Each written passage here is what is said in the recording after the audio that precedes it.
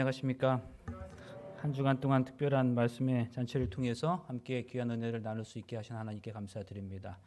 또 지난 일주일 동안 많이 환대해 주시고 또 환영해 주신 거 정말 감사드립니다. 오늘 그 모든 시간을 마무리하는 시간에 하나님 나라 실현이라고 하는 그러한 주제로 우리가 함께 생각해 보겠습니다. 지난 한 주간 동안에 우리는 땅에서도 이루어지리이다 이런 제목으로 함께 생각해 보았는데요. 땅에서도 이루어지이다. 뭐가 이루어져야 될까요? 물론 주기도문에 나타난 하나님의 뜻이 하늘에서 이룬 것 같이 땅에서도 이루어지이다. 이 표현이겠는데 오늘 저는 이 표현 속에서 우리는 하나님 나라를 사모하며 살아가는 우리로서 그 하나님의 나라가 하늘나라 갔을 때뿐만 아니라 이 땅에서도 하나님 나라를 실현하며 살아가야지 하지 않겠는가 하는 생각을 하게 되었습니다. 하나님의 나라를 이 땅에서 구현하며 살아간다는 건 아마도 두 가지 의미가 있을 겁니다. 하나님 나라에 있을 것 같은 것들을 이 땅에서 구현하며 살아간다면 우리는 이 땅에서도 하나님 나라를 실현하며 살아갈 수 있는 것이겠죠. 하나님 나라의 사랑이 있다면 우리는 이 땅에서 우리 교회 공동체 안에서 사랑을 실천할 수 있어야 하고, 하나님 나라의 정의가 있다면, 하나님 나라의 용서가 있다면, 하나님 나라의 환대가 있다면, 하나님 나라의 자비가 있다면 우리는 이 땅에서 우리 교회 공동체 속에서 그리스도인 삶을 살아가면서 그러한 정신들을 실천해 나갈 때 곧 우리는 하나님 나라를 이 땅에서 실현해 나갈 수 있지 않겠는가 생각하는 것입니다. 그런 의도로서 그런 생각으로 우리가 지난 한 주간 동안 말씀을 나누었습니다. 두 번째로 하나님 나라에 없을 것 같은 것들을 이 땅에서 없애며 살아가는 건 역시 우리는 이 땅에서 하나님 나라를 구현하며 살아간다고 할 수 있을 겁니다. 여러분, 하나님 나라에 공해가 있을까요? 하나님 나라에 환경 쓰레기가 있을까요? 하나님 나라에게 그런 것들이 있을까요? 없을 거예요. 그러면 우리는 가능한 그런 것들을 없애는 방향으로 살아가는 건 역시 여러분, 우리가 하나님 나라를 이 땅에서 구현해 나가는 것일 거라고 생각합니다. 이제 오늘 모든 말씀을 정리하면서 우리는 요한복음에 나타난 몇 가지 성경절을 통해서 하나님께서 요한을 통해서 우리에게 주신 그 하나님 나라의 의미를 좀 생각해 보려고 합니다. 여러분, 신약 성경의 첫 번째 책, 두 번째, 세 번째 책에 해당하는 마태복음, 마가복음, 누가복음을 이 세 권의 책을 일컬어 무엇이라고 하지요? 공관복음이라고 해요. 왜 공관복음일까요? 공통된 관점으로 쓰여진 복음서다. 그래서 공관복음이라고 합니다. 그래서 이 세 성경은 서로 비슷한 내용을 많이 담고 있습니다. 세 성경에 기록된 비유라든지 또 예수님의 이적이라든지 예수님께서 행하셨던 모든 기사들이 이 세 성경에 동일하게 나타나는 경우를 우리는 종종 보게 됩니다. 그리고 사실 이 세 성경이 쓰여진 시기도 비슷해요. 예수님의 십자가 사건이 있은 지 한 30여 년이 지난 다음에, 그래서 예수님의 십자가 사건은 언제였습니까? AD 31년이었으니까, 그리고 그보다 30여 년이 지난 AD 60년대에 이 마태복음과 마가복음과 누가복음이 세상에 나왔습니다. 그런데 오늘 제가 말씀드리려고 하는 것은 이 세 권의 성경인 공관복음서가 아닙니다. 지금 여러분께서 제가 미리 말씀드렸던 것처럼 네 번째 복음서인 요한복음에 대한 말씀을 드리려고 해요.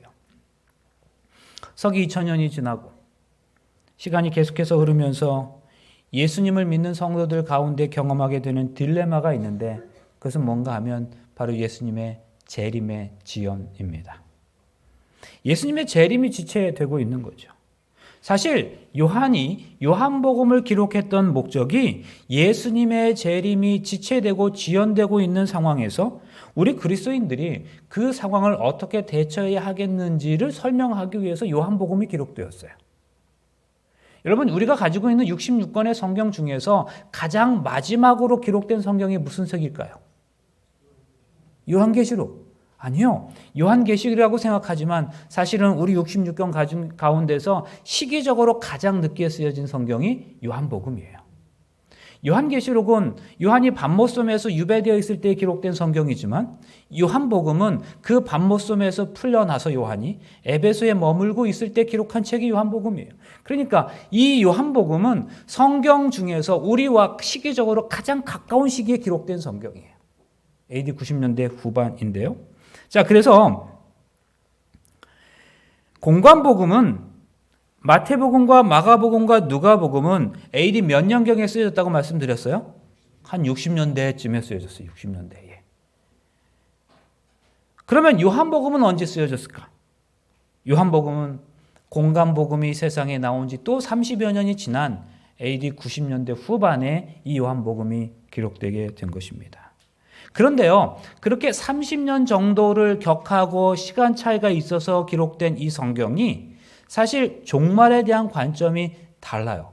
다른데 아주 많이 달라요. 어떻게 다른가 한번 보겠습니다. 내가 진실로 진실로 너에게 말하노니, 자, 마태복음, 마가복음입니다. 이 세대가 지나가기 전에 이 일이 다 이루어지겠다. 누가복음에도 말씀합니다. 내가 진실로 너에게 말하노니 이 세대가 지나가기 전에 이 모든 일이 다 이루리라. 이 세대, 여러분 우리는 한 세대를 보통 한 30년 정도로 잡습니다. 그런데 공간복음에서는 마치 예수님께서 말씀하셨던 이 세상의 끝, 당신께서 말씀하셨던 그 예언이 마치 30년 안에 종말이 올 것처럼 기록되어 있습니다. 예수님께서 이 말씀을 하셨던 때가 AD 30년대라면 초반일 것인데, 그리고 그러면 30년경이겠죠. 그리고 요한복음은 AD 60년대에 쓰여졌다면 예수님께서 말씀하셨던 그 말씀으로부터 실제로 한 세대가 지나가고 있는 시점에 이 마태복음, 마가복음, 누가복음이 기록된 거예요.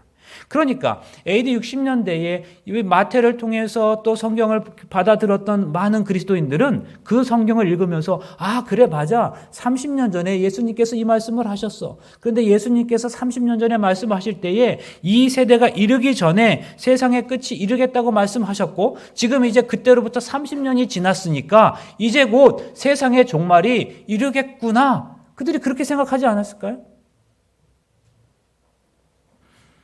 그래서 마태나 마가나 누가는 실제로 이러한 세상의 종말이 곧 있을 것임을 강조하면서 복음서를 기록했어요. 그래서 보세요. 그러므로 깨어 있으라. 어느 날에 너희 주가 임할는지 모르겠다. 주의하라. 깨어 있으라. 그때가 언제인지 알지 못하겠다. 이러므로 너희는 장차 올 모든 일을 능히 피하고 인자 앞에 서도록 항상 기도하며 깨어 있으라 하시니라. 마태복음, 마가복음, 누가복음에 세상에 종말이 곧 있을 것이기 때문에 너희는 그것에 대하여 깨어 있으라라고 강조하고 있는 거죠. 대단히 긴박한 긴장을 촉구하는 모습입니다. 그래서 이 공간복음에서 예수님의 재림이 세상의 끝이 대단히 빠르게 임할 것처럼 말씀하고 있어요. 공간복음에는 이처럼 재림의 긴박성이 드러나고 있습니다. 이 세대가 지나기 전에. 그러니까 사람들은 자신이 마태복음, 마가복음, 누가복음을 읽으면서 이제 곧 예수님의 재림이 올 것이라고, 이르러 올 것이라고 기대하면서 그 성경을 받아들여 읽었어요. 그런데 요한복음이 어느 때에 쓰여졌다고요? AD 90년대 후반에 쓰여졌어요. 그러니까 그때는 예수님의 십자가 사건이 있은 지 몇 년이, 약 60년이 훌쩍 지나가던 시기였어요. 그러면 예수님께서 말씀하셨던 한 세대가 지나고 또 다른 또 하나의 세대가 지났는데도 예수님이 재림이 지연되고 있었다고요. 그렇지요?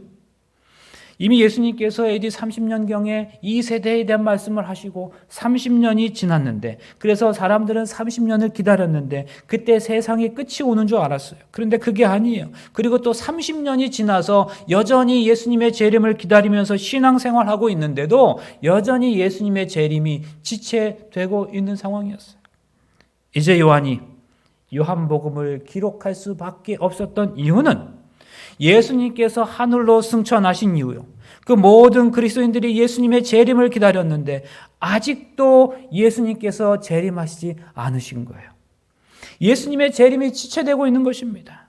그래서 요한이 요한복음을 기록했던 그때 그 1세기 말의 그리스도인들 사이에서 예수님의 재림을 기다리고자 하는 긴박감, 그 절박한 마음이 사라지고 있었습니다. 지금까지 기다렸는데 안 오시더라 뭐. 진짜 오시기나 한 거야. 긴장감이 사라졌어요.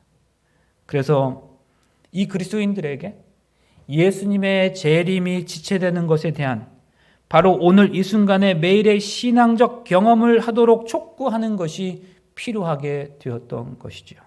그래서 요한이 요한복음에서 가장 많이 반복하여 설명하고 있는 단어 중에 하나가 성령이라는 단어예요. 예수님의 재림이 지체되고 있지만 지금 성령 하나님을 통해서 우리가 예수 그리스도를 만남으로 그 재림을 바로 지금, 오늘, 늘 항상 경험할 수 있으며 또 그렇게 살아가라는 것입니다. 여러분, 오늘날도 마찬가지입니다. 오늘날 이 교회가 겪고 있는 최대의 문제는 바로 예수 그리스도의 재림의 지연입니다. 예수님의 약속이 모두 다 성취되었습니다. 그러나 재림의 약속만이 남아 있습니다. 세상이 이토록 고통 가운데 있으면서 온 인류가 이토록 오랫동안 이 약속을 기다렸는데 아직도 예수님의 재림이 지체되고 있는 것입니다. 신랑이 더디 오는 거예요. 결혼식을 시작할 시간이 10분이 지나고 20분이 지나고 30분이 지나면 하객들이 아마 조금씩 술렁이기 시작할 겁니다. 왜 이렇게 시간이 됐는데 왜 시작을 안 하고 있는 거야? 그런데 30분, 40분, 50분이 지나면 이제 하객들이 좀 짜증을 낼 거예요. 아니, 우리를 함부로 해도 경우가 있지, 정도가 있지. 무슨 결혼식을 약속 시간보다 1시간이나 늦게 해. 내가 뭐 시간이 남는 것도 아니고 말이야. 체면 때문에 그저 부조금이나 내려왔던 사람들은 슬그머니 자리를 뜨기 시작할 거예요. 어떤 사람들은 주최 측에 대하여 항의하고 욕을 할 수도 있습니다. 하객을 무시해도 유분수지 말입니다. 시간이 지체될수록 사람들은 더 많이 자리를 뜨게 되겠죠. 그리고 나중에는 신랑 신부와 깊은 개인적 관계가 있는 사람들만이 자리에 남게 될 겁니다. 그런데 이제 그 사람들은 늦어지는 결혼식을 기다리기만 하는 것이 아니라 그들과 함께 걱정하고 신랑과 신부 그 자체를 기다리게 되는 거죠.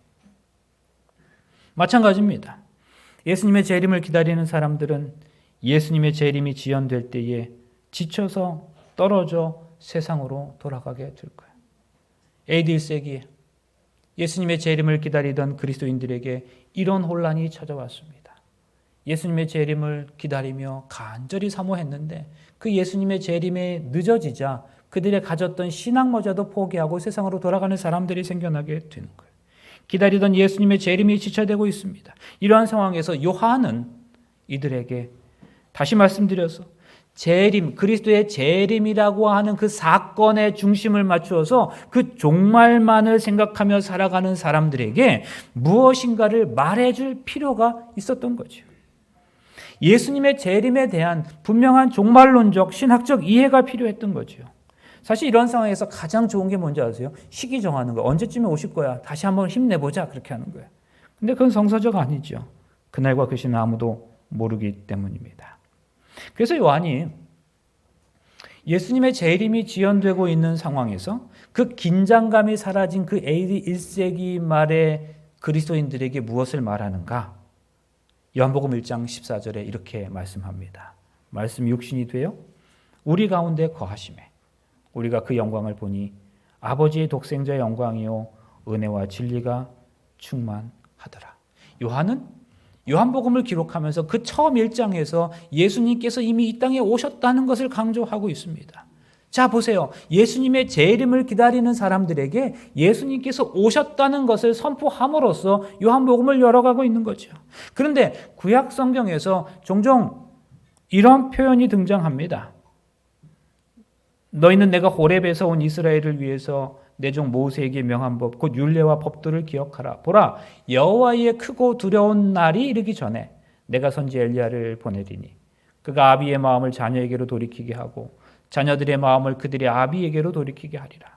돌이키지 아니하면 두렵건대 내가 와서 저주로 그 땅을 칠까 하노라 하시니라. 말라기 4장의 말씀이에요. 유에서 보세요. 여호와의 크고 두려운 날이 이르기 전에 내 해가 어두워지고 달이 핏빛같이 변하려니와. 자, 지금 공통된 표현이 있는데 무슨 표현입니까? 여호와의 크고 두려운 날. 크고 두려움을 뺀다면 여호와의 날 개념입니다. 그런데 여호와의 날이라는 개념은 무슨 의미일까요?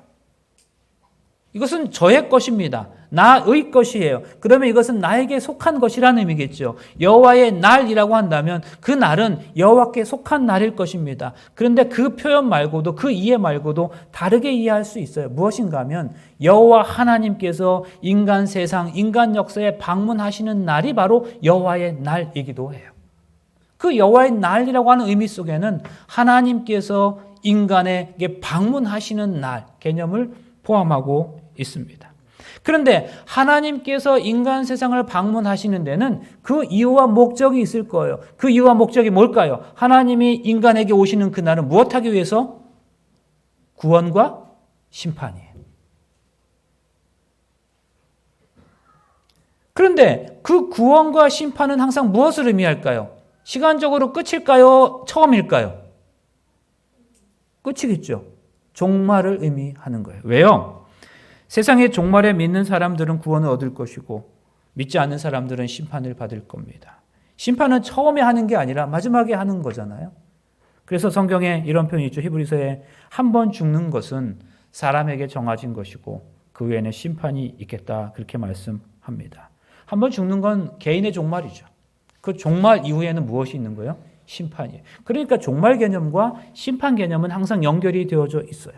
자, 그러니까요. 하나님의 방문이라고 하는 개념은 하나님의 날은 하나님의 방문이고 그 하나님의 방문, 인간에게 방문하시는 목적은 두 가지라고요. 구원과 심판이에요. 근데 그 구원과 심판이 이루어지는 시기는 시기적으로 끝에 있는 거예요. 그래서 이것은 무엇과 관련한 거예요? 종말과 관련한 것입니다. 그러니까 하나님의 방문은 곧 무엇을 의미하는 거예요? 종말, 끝을 의미하는 거예요. 그런데요, 재밌게도 베드로와 요한은 예수님의 초림을 묘사하면서 바로 이 성경절을 인용했습니다. 베드로는 요에서 말씀을 인용하면서 사도행전 2장에서 이는 곧 선지자 요엘로 말씀하신 것이니 일렀으되 주의 크고 영화로운 날이 이르기 전에 해가 변하고 어두워지며 달이 변하여 피가 되리라. 그 말씀을 인용했어요. 요한도 보세요. 아까 우리가 확인한 것처럼 말씀이 육신이 되어 우리 가운데 거하셨다. 하나님께서 육신이 되셔서 우리 인간 세상에 방문하셨다. 그리고 이 땅에 머물고 계시다. 라고 하는 사실로서 설명하면서 이 이야기를 하는 겁니다. 이쯤 되면 목사님 지금 무슨 얘기 하시는 거야? 생각하시는 분들이 설설 생겨나시겠죠? 결론을 말씀드리자면 요한은 요한복음을 시작하면서 예수님께서 처음 이 땅에 오셨던 그 초림 이야기를 하는데 그 예수님께서 우리 가운데 거하셨던 그 사건을 언급하면서 여호와 하나님이 우리 가운데 방문하셨다라고 말씀하고 있는 거예요. 다시 말씀드리자면 하나님의 방문은 종말을 의미하는 것이므로 예수님의 초림 자체가 사실은 종말이라고 말하고 있는 거예요. 그러므로 여호와의 날은 예수님의 초림과 함께 시작되었다라는 사실을 요한이 강조하여 말하고 있는 것입니다. 지난 4,000년 동안 창세 이후로 약속되어 오던 것이 예수님의 초림을 통해서 직접적으로 이제 이루어진 것이기 때문에 제자들에게 있어서는 그 당시 모든 그리스도인들에게 있어서는 이제 세상은 이미 끝난 것이나 다름이 없다고 말하고 있는 것입니다. 그런 의미에서 예수님께서도 사단이 아직 멸망당하진 않았지만 관계할 것이 없다고 말씀하셨죠. 이후에는 내가 너희와 말을 많이 하지 아니하리니 이 세상 임금이 오겠다. 그러나 저는 내게 관계할 게 없어. 이렇게. 물론 예수님의 재림으로 예수님께서 이 땅에 다시 오심으로 실제적 종말이 이르러 올 것이지만 이미 그 종말이라고 하는 개념은 예수님의 초림을 통해서 시작되기 시작했으므로 끝나는 것은 곧 무슨 문제다? 시간 문제다라고 하는 거예요. 그래서 예수님이 십자가에 달리실 때 다 이루었다고 하신 거죠. 이때 이미 세상의 운명이 결정되고 새로운 세대가 시작되었다고 하는 것입니다. 이제 곧 끝이 올 거라는 거예요. 그래서 우리는 이미 끝 속에 살아가고 있는 거다라고 하는 것을 요한이 강조하고 있습니다. 그러므로 우리는 이미 종말을 경험하고 있는 것이라는 거죠. 자, 한번 생각해 보세요. 자, 예수님의 재림이라고 하는 그 사건에 관심을 가지고 있었던 그리스도인들에게 마치 누구같이 오늘날 우리처럼. 근데 요한은 뭐라고 얘기하냐면 그 종말 끝. 물론 그때가 진짜 예수님이 오셔야 세상이 끝나겠지만 근데 그 종말이라고 하는 개념은 언제부터 시작된 거야? 예수님의 이 땅에 오셨던 그 초림 사건부터 시작된 거야. 그러니까 그 종말 세상의 시기에 우리는 지금 뭐 하고 있는 거야? 이미 살아가고 있는 거야. 라고 하는 것을 강조하고 있는 거죠. 오순절 성령은 마지막 때와 관련한 거죠. 이른 비와 늦은 비 성령 모두 여호와의 날과 관계되어져 있습니다. 에베소 1장의 말씀 이런 말씀이 있어요. 이는 그리스도 안에서 전부터 바라던 우리로 그의 영광의 찬송이 되게 하려 하심이라. 그 안에서 너희도 진리의 말씀 곧 너희의 구원의 복음을 듣고 그 안에서 또한 믿어 약속의 성령으로 인치심을 받았으니 이는 우리의 기업의 보증이 되사 그 얻으신 것을 구속하시고 그의 영광에 참여하게 하려 하심이라. 여기 보증이라는 말이 영어로 earnest인데요. 이게 보증금, 다운 페이먼트 그걸 의미해요. 제가 미국에서 살 때에 집을 사야 되게 됐어요. 이제 목회를 하게 되면서 이렇게 조그만 그 방 2개짜리 이렇게 있을 수는 없어서 누군가가 손님이 오면 또 모셔야 되고 하기 때문에 좀 방이 몇 개 있는 집을 사야 되겠다. 근데 이렇게 여러 집을 보고서 마음에 드는 집이 있어서 그 집을 사려고 했더니 거기서 그 부동산 하는 그 리얼터 중개인이 뭐라 그러냐면 어니스트 머니를 내야 된다는 거예요. 어니스트 머니가 뭐야? 그때 알고 봤더니 보증금이에요. 보증금. 그런데 또 이게 현대 그리스어로는 결혼을 약속하는 약혼 반지를 의미하기도 합니다. 그런데 보증금이라고 하는 개념을 한번 생각해 보세요. 우리가 집을 사야 돼요. 근데 집을 사기 위해서 여러 가지로 저축하고 뭐 이렇게 긴축 재정하면서 몇 년, 5년 뭐 이렇게 돈을 모았어요. 뭐 여러 가지 방법을 통해서 조금 모자르기도 해서 누군가로부터 꾸기도 하고 해가지고 드디어 집을 사야 되는데 드디어 지금 살 만큼 되었어요. 그런데 그래서 여러 집을 보다 보니까 마음에 드는 집이 생겼어요. 그리고 그 집을 계약하는 거예요. 계약하고 뭘 내요? 계약금을 주고 보증금을 주지 않겠어요? 그러면 그 돈은 그 보증금을 주고 온 그 날 저녁에 말이에요. 내 기분이 어떨까요? 들뜨기 시작하는 거예요. 방 3개짜리, 4개짜리를 봤어요. 그리고 그 작은 방은 내 딸아이 예쁘게 꾸며줘야지. 거기는 지금까지 있던 가구 다 빼내고 이제 분홍색으로 넣어줘야지. 그래, 생각하지 않겠습니까? 그리고 이 2번째 방은 어떻게 꾸며야지. 그 집 내 집이 아니에요. 아니에요. 그냥 단순히 뭐만 냈을 뿐이에요. 보증금만 냈을 뿐이에요. 그 집문서 내 이름으로 된 거 아니에요. 그런데 보증금을 낼 순간 이미 그 집은 내 마음속엔 누구 거와 다름이 없어요? 내 것과 다름이 없어요. 그때부터 이제 그 집에 채워넣을 가구들을 사러 다니기 여념이 없는 거죠. 왜요? 그 집은 내 집이니까. 그런데 법적으로 그 집이 내 집이 아니에요? 아니에요. 그냥 단순히 보증금만 냈을 뿐이라고. 약혼 반지 의미하는 거라고요. 예수님께서 구원의 보증이 되셨대요. 우리는 아직 구원을 완전히 경험하지 않았어요. 그런데 그 예수님 때문에 우리는 마치 구원의 보증이 된 거라. 미국식으로 따지면 미국에는 왜 결혼하면 그 여자가 남편의 성을 따라간다지요? 근데 약혼을 하면 그냥 약혼반지를 받았어요. 그래서 아직 정식 결혼한 게 아니고 법적으로 부부가 아니기 때문에 내가 남편의 성을 받은 게 아니에요. 그런데 약혼반지를 받은 그 순간 나는 이미 심정적으로 정서적으로 저 사람의 남편이 되는 거예요. 아직 결혼하지 않았지만 내 성도 여전히 그대로지만 그의 마음속에서 이미 정신적인 결혼이 시작되는 겁니다. 요한이 얘기하는 건 그런 거예요. 예수님의 재림이라고 하는 실제적 그 사건, 그 오셔야 행복한 거지라고 생각하는 그리스도인들에게 아니야. 예수님이 꼭 오셔야 행복한 것만은 아니야. 그렇게 하면 정말 행복하겠지만 행복은 사실 지금 이 순간부터 느껴지기 시작하는 거지. 그 사실을 자꾸 얘기하는 거예요. 그래서 말씀이 육신이 되어 우리 가운데 거하심에 우리가 그 영광을 보니 아버지의 독생하신 독생자 영광이라고 말씀하는 거예요. 이미 예수님께서 이 땅에 오심으로 우리는 예수님과 더불어 무엇의 경험? 동거의 경험이 시작되었다고 강조하는 거예요. 아직 우리가 실제적 종말을 경험한 것은 아니지만, 하늘의 경험을 시작한 것은 아니지만, 이미 은혜의 왕국에서 예수님과의 동거가 시작되었다는 사실을 염두에 둠으로 신앙하라는 거죠. 그래서 우리가 소망으로 구원을 얻었다고 말씀하지 않나요? 우리가 아직은 하늘에 가지 않았지만 우리의 마음은 이미 보증을 받음으로 여기에서 우리는 그 실현된 종말론의 기쁨을 느낄 수 있다는 사실입니다. 생텍쥐베리가 쓴 어린 왕자라는 책이 있습니다. 비행기 조종사였던 생텍쥐베리가 이 책을 쓰고 실종되었다고 하는데요. 이 책에서 우리로 많은 생각을 하게 하는 정말 여러 좋은 구절들이 있어요. 그 중에 하나가 어린 왕자와 사막의 여우와 대화하는 장면입니다. 가령 내가 오후 4시에 온다면 나는 아마 3시부터 행복해지기 시작할 거야. 그리고 시간이 지날수록 나는 점점 더 행복을 느끼겠지. 4시가 되면 나는 막 안절부절 못하고 걱정이 되고 그럴 거야. 누군가 약속, 좋아하는 사람, 사랑하는 사람과의 약속 시간을 잡아놓고 그 시간이 4시인데 그 4시가 되어야지 내가 행복한 것이 아니라 이미 3시부터 그 사람을 만날 생각을 하면 마음이 흥분되기 시작하는 거 아니겠어요?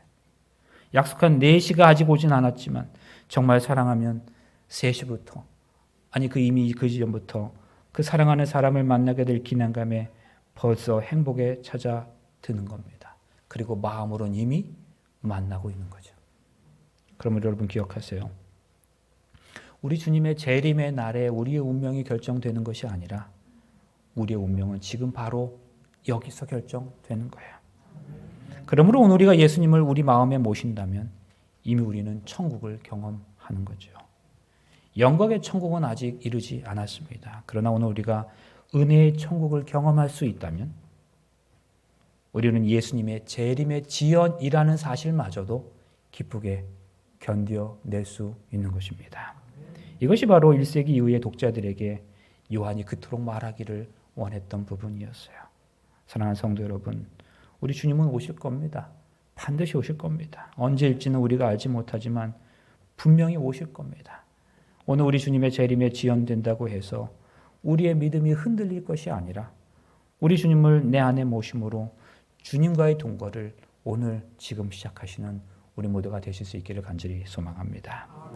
그래서 오늘 우리가 경험한 현재적 구원이 내일 우리가 미래적 완성으로 이어질 수 있기를 간절히 바랍니다. 여러분, 이게 요한이 우리에게 얘기하려고 하는 하나님 나라의 개념이에요. 그때가 아니라 지금 우리는 하나님 나라를 누리며 살 수 있고 또 그렇게 살아가는 게 진짜 그리스도인의 바른 삶이라는 거죠. 그러면 지금 그것을 누리며 살아가는 삶이라는 게 구체적 뭘 의미할까요? 또 문제 많고 걱정 많은 이 세상에서 어떻게 그런 게 또 가능할까요? 예수님께서 하셨던 가장 유명한 이 말씀에서 한번 확인해 보시겠습니다. 너희는 마음에 근심하지 말라. 하나님을 믿으니 또 나를 믿으라. 내 아버지 집에는 거할 곳이 많도다. 그렇지 않으면 너희에게 일렀으리라.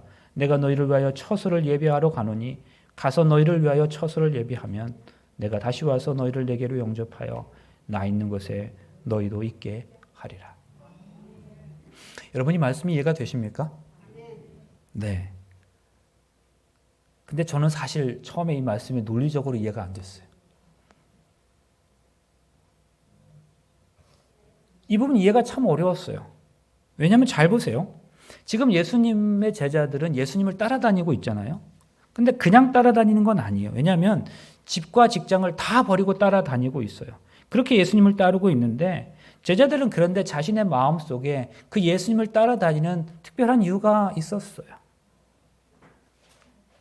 근데 예수님이 죽으시겠다는 거죠. 그것도 십자가에 달려서 아주 처참하고 수치스럽게 죽으시겠답니다. 사실 그때까지 제자들은 예수님을 따라다니는 이유가 그들의 마음속에 있었는데 그것은 뭔가 하면 예수님이 향후에 곧 장래에 로마 정부를 뒤집어 엎어 놓으시면, 로마를 정복하시면 나는 이제 그 나라에서 오른쪽 자리 왼쪽 자리 뭐 이런 거 생각하며 따라다니고 있었다는 거죠. 그런데 예수님이 갑자기 죽으시겠다는 거예요. 제자들 마음 가운데 걱정이 찾아왔어요. 마음에 근심이 찾아온 것입니다. 그런데 여러분 생각해 보세요. 너희는 마음에 근심하지 말라. 하나님을 믿으니 또 나를 믿으라. 내 아버지 집에는 거할 것이 많도다. 자, 우리 인생에서 경제적 문제로 마음에 근심이 찾아올 때에 우리 주님께서 이렇게 말씀하셔야 맞지 않을까요? 경제적 문제가 있어? 걱정하지 마. 염려하지 마. 하나님을 믿으니 또 나를 믿어. 네가 염려하는 그 경제적 문제를 내가 해결해 줄게. 이렇게 말씀하셔야 논리적인 답변이에요. 자, 다시요. 가족 중 누군가가 큰 문제로 시험받고 있어요. 그러면 우리 주님은 가족에 문제가 있어? 걱정하지 마. 염려하지 마. 내가 너를 책임져 줄게. 그 문제 내가 해결해 줄게. 그렇게 말씀하셔야 되는 거죠. 그래야 우리가 아멘 할 수 있는 거죠. 직장 문제로 염려하고 고민하는데 걱정하지 마, 근심하지 마. 하나님 믿으니 나를 믿어. 내가 네 직장 문제 해결해 줄게. 이렇게 말씀하셔야 되는데 예수님은 그렇게 말씀하시지 않아요. 너 걱정하고 근심하는 게 있어? 근심하지 마, 염려하지 마. 하나님을 믿으니 또 나를 믿어. 그 다음에 갑자기 뜬금없이 내 아버지 집 이렇게 얘기하시는 거예요. 아니, 걱정하지 말라고 하셨으면 그 걱정해야 하는 그것들을 해결해 주시겠다고 하는 보증과 약속의 말씀을 주셔야 되는데 그 말씀이 빠져 있는 거예요. 그리고 그 말씀이 들어갈 자리에 아버지 집 얘기를 하시는 거예요. 이게 논리적으로 이해가 되시냐고요. 여러분, 근심하지 말랍니다. 그러면서 말씀하시는 게 아버지 집이에요. 하늘이에요. 이상하지 않아요? 근심하고 염려하는 것이 해결되어야 되는 거 아니겠어요? 그런데 우리 주님은 염려하지 말라고 근심하지 말라고 말씀하면서 갑자기 아버지 집, 그 처소 천국을 언급하시는 거예요. 하늘을 말씀하세요. 염려와 근심을 얘기하시면서 아버지 집을 언급하시는 거죠. 무슨 얘기일까요? 여러분, 지금 우리 주님께서 이렇게 생각하셨던 것 같아요. 우리 주님은 제자들이나 우리의 고민하고 염려하는 것이 이유가 뭔지를 보셨어요. 그것이 바로 거처 때문이에요. 거처. 다 거처 때문에, 자리 때문에 고민하는 거예요. 잘 보세요. 제자들은 생각했어요. 지금 예수님이 이 로마의 압제에서 상황을 뒤집어 엎어 놓으시면 자신들을 위한 자리가 있다고 생각했어요. 우의정 좌의정. 뭐 그런 자리는 자신들의 것이라고 생각했어요. 그런데 예수님이 죽으실 거랍니다. 그래서 제자들의 이 거처가 상실될 것에 대한 염려가 생겼어요. 그게 걱정이었어요. 그래서 예수님은 갑자기 거처 얘기를 하신 거예요. 부모님들 입장에서 생각해 볼까요? 내 자녀가 대학에 가야 합니다. 그런데 왜 자녀들을 걱정합니까? 가고 싶은 그 대학에 내 자녀의 자리가 없을까 봐 걱정해요. 거처 문제, 자리가 없을까 봐. 여러분, 어느 직장에 내가 들어갈 자리가 없을까 봐 걱정하는 거죠. 우리 염려와 근심은 다 자리 때문이에요. 거처 때문이에요. 또 보세요. 돈 잘 버는 사람들이 있어요. 그런 사람들의 무리가 있다고요. 그런데 내게 걱정이 있어요. 왜 그래요? 내 남편이 그 돈 잘 버는 사람들의 무리, 그 거처에 들어가지 못할까 봐. 내 남편의 자리와 그 남편의 거처가 돈 잘 버는 사람들의 자리가 아니라 돈 못 버는 사람들의 자리에 있을까 봐 걱정이에요. 다 자리 문제예요. 우리 주님은 당신의 백성들이 그 자리와 그 거처 때문에 염려하는 것이라고 생각하셨죠. 그래서 그 문제를 풀 때에 거처 얘기, 장소 얘기를 하셨어요. 하나님 나라, 천국 얘기를 하신 거죠. 그러면서 하신 말씀이 하나님을 믿으니 또 나를 믿으라. 여러분, 여기 믿다라는 이 표현의 라틴어 표현이 크레도라고 해요. 크레도. 근데 이 크레도라는 말의 의미는 심장을 주다 그런 의미예요. 심장을 드리다. 심장이 뭘 상징해요? 마음을 상징해요. 그러니까 믿음은 뭐예요? 마음을 드리는 거예요. 믿음이라고 하는 것은 마음을 드리는 거, 마음을 주는 거기 때문에 그 마음이 주어서, 드려져서 그곳에 가 있는 상태, 그게 곧 뭐예요? 믿음이에요. 마음이 기울어진 상태를 의미하는 겁니다. 우리의 마음이 어디에 가 있느냐? 우리의 마음이 가 있는 곳이 곧 뭐예요? 믿음이라는 거예요. 그런데 이상하게도 우리가 믿으면, 진짜 우리가 믿으면 그 믿음의 대상이 우리에게 현실이 되는 겁니다. 여러분, 사실과 현실의 차이를 아세요? 사실과 현실의 차이. 여러분, 미국에 진짜 있다는 게 사실입니까? 미국이 실제로 있습니까? 제가 구체적으로 다시 한번 질문 드리겠습니다. 미국이 있다면 미국의 뉴욕이 진짜 있어요? 그런 도시가 있어요? 그게 사실입니까? 사실이죠. 그러면 여러분은 그 미국에 있는 그 뉴욕을 매일매일 실감하며 사실로 느끼며 살아가십니까? 그건 아니죠. 그러니까 우린 그렇지 않아요. 미국에 뉴욕이 있다는 건 사실로 받아들이긴 하지만 그것을 매일매일 피부로 느끼고 경험하며 살아가는 건 아니에요. 현실로 느끼진 않아요. 그런데 어느 집사님 한 분이 이 미국의 뉴욕을 매일매일 느끼며 사시는 분이 계시더라고요. 이 집사님의 따님이 대학을 다 졸업하고 선교지에서 영혼을 돌보다가 더 공부하겠다는 생각으로 뉴욕에 있는 치대에 들어갔대요. 그런데 그 딸이 도착한 그 뉴욕에 그날 폭풍이 불고 큰 사고가 나는 등 엄청난 난리가 난 거예요. 그러니까 이 집사님은 이 한국에 있으면서 매일매일 아침에 일어나서 인터넷을 켜서 뉴욕의 날씨부터 확인하는 거예요. 뉴욕의 날씨를 매일매일 조사하는 거죠. 그리고 뉴욕의 날씨를 여기서 그 먼 데서 느끼고 사는 거예요. 여기는 안 더운데 뉴욕이 폭염이면 나도 더운 거예요. 여기는 비가 안 와도 거기가 비 오면 집사님도 추운 거예요. 왜 그래요? 마음이 어디에 가 있으니까? 뉴욕에 가 있으니까. 사랑하는 딸이 뉴욕에 가 있기 때문에 그 뉴욕의 날씨가 지금 내게 느껴지며 살아가는 거예요. 여러분, 이 원리예요. 우리 주님께서 말씀하십니다. 하나님을 믿으니 또 나를 믿으라. 우리 주님께서 아버지 집 얘기를 하세요. 거쳐 이야기를 하세요. 너 진짜 나를 믿니? 네가 나를 믿는다는 건 너의 마음이 나한테 와 있는 거야.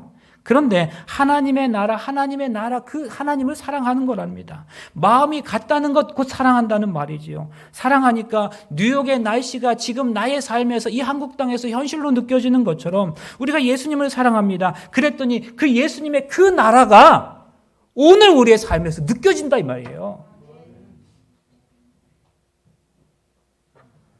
천국을 맛보는 거예요. 그 나라를 오늘 우리는 실감하며 살아갈 수 있다는 거지요. 그 어머니가 뉴욕을 실감하며 느끼며 오늘 이 한국 땅에서 살아가는 것처럼 말이에요. 그게 믿음이에요. 믿음은 마음이 가 있는 거예요. 여러분, 예수 믿는 게 뭔가? 근심할 수밖에 없는 상황이 있습니까? 우리가 어떤 것으로 근심한다는 것은 곧 무엇을 의미하는 겁니까? 마음에 느껴지는 거잖아요. 왜 그런지 아세요? 우리 마음이 우리도 알지도 못하는 사이에 어느새 그 근심거리에 가 있는 거예요. 그 근심거리에 마음을 준 것이에요. 마음을 근심거리에 주었으니까 그 마음이 내게 느껴지는 거예요. 그러면 보세요. 우리가 신앙의 삶을 산다는 것은 마음이 주님께 가야 되는 것인데 마음이 경제에 갔답니다. 건강에 갔대요. 그 마음이 경제와 건강에, 직장에, 출세에 기울어져 있으니까 주님과 하나님의 나라가 느껴지는 게 아니라 우리의 삶 속에서 자꾸 경제가 느껴지고 건강의 문제가 느껴지고 직장의 문제가 느껴지더라 이 말이에요. 그런데 뭔 못 느낀다고요? 마음이 우리가 가지 않는 하나님의 나라는 느끼며 살아가지 못한다. 우리 주님 말씀하십니다. 네가 진짜 네 삶에서 염려와 근심을 초월하는 삶을 살기 원하냐? 그러면 너 진짜 나를 믿으라고 말씀하세요. 주님께서 네 마음을 당신께 달래요. 주님을 좀 그렇게 사랑해 보라는 겁니다. 주님을 사랑해서 주님이 계시는 그 아버지 집 그 나라를 맛보고 그 나라가 오늘 나의 삶의 현실로 살아가는 것. 사랑하는 여러분, 이게 바로 염려와 근심을 초월하는 원리고 이것이 바로 하나님의 나라를 오늘 우리가 경험하며 살아가는 것일 줄로 믿습니다. 1800년도 말에 미국 서부 캘리포니아에 골드러시가 있었어요. 캘리포니아 한 농부가 경영하는 물레방앗간에서 갑자기 금광이 발견된 거예요. 그것이 소문이 퍼졌는데 아메리카 대륙을 넘어서 유럽에까지 그 소문이 퍼졌습니다. 엄청나게 많은 사람들이 금광을 발견하기 위해서 로키 산맥을 넘어서 서부로 이동했습니다. 이게 그 유명한 골드러시예요. 그 즈음에 그 미국 북서쪽의 몬태나주에 있는 어느 마을에 6명의 사람들도 의기투합했습니다. 그리고는 그들이 가진 돈을 다 모아서 캘리포니아로 가기로 마음먹었습니다. 필요한 돈과 장비를 갖추고 부푼 꿈을 안고 금광을 찾아서 서부 그 아래쪽으로 내려갔어요. 그런데 얼마나 열심히 일했을까요? 정말 열심히 최선을 다해서 일했는데 불행하게도 금광을 찾지 못했습니다. 그리고 가지고 온 간도 다 써버렸어요. 식량도 떨어졌어요. 설상가상으로 인디언의 습격도 받았습니다. 겨우 목숨만 부지했습니다. 갈 곳 없어 힘들게 지내다가 겨우겨우 그들이 내렸던 선택은 고향으로 그냥 가자 하는 거였어요. 다행히 6명이 살아있다는 것만도 감사하면서 이제 고향을 향하게 됩니다. 그런데 고향 땅으로 돌아가다가 잠시 쉬려고 어느 모래사장에 털썩 주저앉았어요. 쉬려고 보다는 힘이 없었기 때문이죠. 근데 그렇게 쉬다가 우연히 그들이 주저앉았던 모래 그 땅에서 뭔가 번쩍거리는 것을 발견하게 됐는데 자세히 보니 황금가루였어요. 그들이 사금밭을 발견한 겁니다. 그 6명이 서로 얼굴을 보고 모두 놀랐습니다. 그리고 느끼는 생각이 똑같았어요. 의논했어요. 야, 지금 우리가 이거 캐면 캘 수 있겠지만 우린 장비도 없고 돈도 없고 아무것도 없어. 손으로만 캘 수 있는 거 아니잖아. 그런데 우리가 이렇게 캐다 보면 소문이 나겠지. 장비 좋은 사람들이 더 많이 몰려들면 그러면 우리는 그 이후는 또 빈털터리가 되겠지. 우리가 이거 묻자. 그리고 고향으로 가던 길이니 고향에 가서 다시 재기할 수 있는 재력과 모든 걸 다 준비해서 다시 내려오자. 6명이 그렇게 약속했어요. 그 방법이 최선의 방법이라고 생각했거든요. 그리고 고향에 가서는 절대로 아무에게도 말하지 말자. 가족들에게도 말하지 않기로 했어요. 그리고 고향으로 돌아갔습니다. 고향에 도착한 이들은 돈을 모으고 사금을 캘 만한 만반의 준비를 비밀리 하기 시작했어요. 그리고 어느 정도 준비가 끝난 다음에 그 6명이 약속된 시간과 순서에 따라 고향을 빠져나왔습니다. 6명이 한꺼번에 빠져나오면 눈에 띌까 봐 순서대로 나오게 된 거죠. 같이 나오면 그것마저도 소문이 날 것이었기 때문입니다. 몰래 한 사람씩 야밤에 그 고향을 떠났습니다. 정말 치밀한 작전이었어요. 그렇게 해서 사금밭 앞에 도착했는데 세상에 100명이 넘는 고향 사람들이 이미 도착해 있었어요. 네가 말했지? 아니야, 나 말 안 했어. 그럼 네가 말했어? 아니야, 말 안 했어. 그런데 그렇게 알아보니까 정말 6명의 사람들 중에 말한 사람이 한 명도 없었어요. 그런데 100명이 넘게 그 자리에 와 있는 거예요. 진짜 아무도 말 안 했습니다. 그런데 그 사람들이 몇 달 동안 고향에 가서 재기를 위해 준비하는 동안 마을 사람들이 그들의 얼굴을 본 거죠. 분명히 이 6사람은 금강 캐러 갔다 와 쫄딱 망해서 거지로 돌아왔는데 실패하고 돌아왔는데 그 사실을 모두가 다 알고 있었는데 그런데 이 사람들의 얼굴은 도무지 망한 사람의 얼굴이 아니더라는 거예요. 얼굴이 너무 행복한 거예요. 그 기쁨을 감추지 못하는 거예요. 그래서 사람들이 그 얼굴을 보며 저들 분명히 금광 발견한 게 틀림이 없다. 그리고 뭔가 특별한 것이 있을 것으로 생각했어요. 그래서 마을 사람들은 그 6명을 주시하고 있다가 그 사람들이 하나둘 고향을 빠져나올 때 그들을 가만히 따라 나왔던 겁니다. 사랑하는 여러분, 사금밭 하나 발견해도 그 얼굴빛과 마음이 변하는 거예요. 그 사금밭에 마음을 두니까 쫄딱 망한 사람의 마음에 근심이 어디 있어요? 염려가 어디 있어요? 없어요. 기쁨이고 감동이고 천국 아니겠어요? 여러분, 예수 믿는 게 뭡니까? 하나님을 믿으니 또 나를 믿으라. 네 마음을 나에게 주라는 거예요. 그리고 하나님 나라, 그분이 계시는 그 나라를 좀 느끼며 살아가 보라는 거예요. 그 나라 맛을 맛보면 그게 금광이랍니다. 금광 한번 맛보고 나면 터전을 잃어버려도 실패해도 우리의 얼굴에서 나오는 것은 기쁨이랍니다. 감추지 못하는 거예요. 그 나라의 비밀, 기쁨과 감사와 평안을 감출 수가 없는 거죠. 주변의 사람들이 물어봅니다. 너 이렇게 가난한데, 집안에 문제가 있어, 온통 걱정 투성거리는 거 내가 아는데 너 어떻게 이렇게 행복할 수가 있어? 그 기쁨이 도대체 뭔데? 너 왜 그러니? 너 믿는 예수 나도 한번 믿어볼게. 나 혼자 교회 왔는데 그 자리에 100명이 따라온 거예요. 여러분, 이게 뭐예요? 이게 바로 예수 믿는 거죠. 예수 제대로 믿는 거죠. 이게 우리가 꿈꾸는 진짜 선교적 교회 아니겠어요? 하나님 나라를 매일같이 경험하며 살아가는 것. 여러분, 이런 사람들에게 무슨 근심이 있겠습니까? 이런 사람들에게 무슨 염려가 있겠어요? 이런 사람들을 향하여 이 세상에 무엇을 준다 할지라도 거기에 도무지 마음이 빼앗기지 아니하는 거죠. 이미 마음이 기울어져서 예수님께로 가 있는데, 이미 마음이 기울어져서 하나님 나라를 매일같이 맛보며 살아가는데, 그 나라를 느끼는데 마치 사랑하는 딸이 뉴욕에 있는 것, 그래서 그 뉴욕의 날씨를 매일 느끼는 것처럼 그렇게 하나님 나라를 매일 느끼는데 세상에 어떤 것이 나에게 염려를 줄 수 있겠어요? 그 나라가 내 삶의 현실로 다가오니 실제로 내 삶에는 걱정과 염려거리가 있다 할지라도 그곳에 남들이 알지 못하는 크고 비밀한 기쁨과 평안을 누리는 그 상태, 그것이 바로 예수 바르게 믿는 겁니다. 사도 바울이 아그리파 왕 앞에서 얘기합니다. 왕이시오, 왕이시오. 나같이 되면 좋겠습니다. 여러분, 이게 말이 되는가요? 왕 앞에 있으면서 왕이시여 당신 나처럼 되겠습니다 말하는 그 사람 누구예요? 사도 바울이요. 근데 이 사람 신분이 뭐예요? 죄수예요. 누가요? 거지예요. 쇠사슬에 묶여서 자유 하나 없는 이 사도 바울이 왕을 향해서 당신 제발 나처럼 됐으면 좋겠다고 말하는 거예요. 왜 그럴까요? 그는 이미 3층 천 하늘을 갔다 왔거든요.